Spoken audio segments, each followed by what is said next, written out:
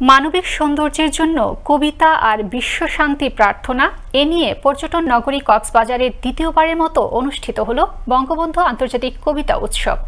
বিদেশ থেকে অংশ নেয়া কবিরা বলছেন, এই কবিতা উৎসবের মাধ্যমে বাংলা ভাষাভাষী মানুষের মধ্যে সৃষ্টি হবে সৌহার্দ্যপূর্ণ সম্পর্ক, দৃঢ় হবে মেলবন্ধন।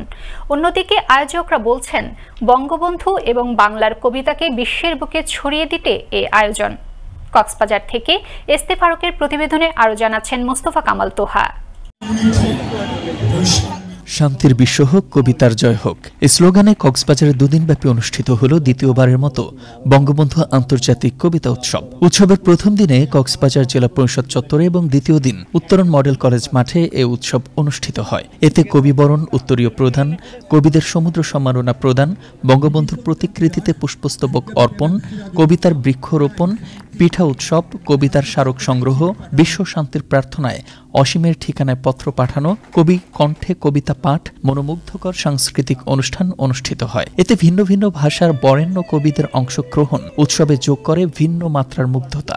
কক্সবাজারে আন্তর্জাতিক কবিতা উৎসবের আয়োজন কক্সবাজার পর্যটন শিল্পকে বিশ্ব দরবারে তুলে ধরার মাধ্যম হিসেবে ভূমিকা রাখবে বলে জানালেন অংশগ্রহণকারীরা। তাদের কবিতা পাঠ করে আমাদেরকে শুনিয়েছেন, তাদের জীবন থেকে আমরা অনেক কিছু শিখতে পেরেছি। এসব কিছু শিখে আমাদের ভালো লেগেছে। কক্সবাজারের জন্য গর্বের বিষয়, প্রচারের জন্য আলাদা একটা আমাদের ঐতিহ্য বহন করে। এই কবিতা সম্মেলনের মাধ্যমে আমরা চাইছি দুই দেশের মাধ্যমে মেলবন্ধন আরো দৃঢ় হোক। শান্তি ফিরে আসার প্রত্যাশার পাশাপাশি বঙ্গবন্ধু জাতীয় কবিতা উৎসবে অংশ নিতে পেরে এমনই অভিব্যক্তি প্রকাশ করলেন এই কবি। বঙ্গবন্ধু আন্তর্জাতিক 2023 এই উৎসবে এসে খুব ভালো লাগছে। বঙ্গবন্ধু মানুষের কতটা অন্তরে মিশে রয়েছেন এই উৎসবে এসে অনুধাবন করেছেন বঙ্গবন্ধু কবিতা পুরস্কার প্রাপ্ত ভারতীয় এই কবি।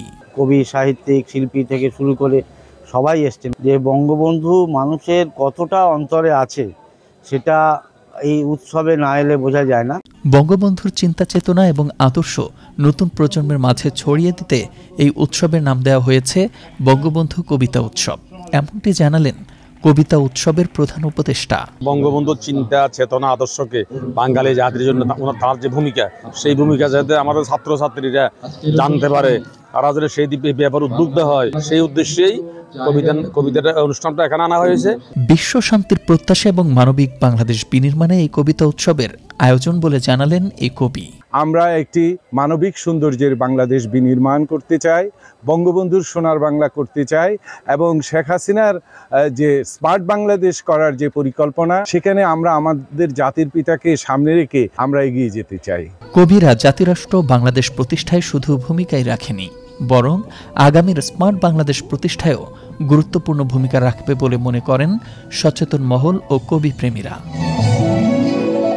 মোস্তফা কামাল তোহা, আনন্দ টিভি, ন্যাশনাল ডেস্ক।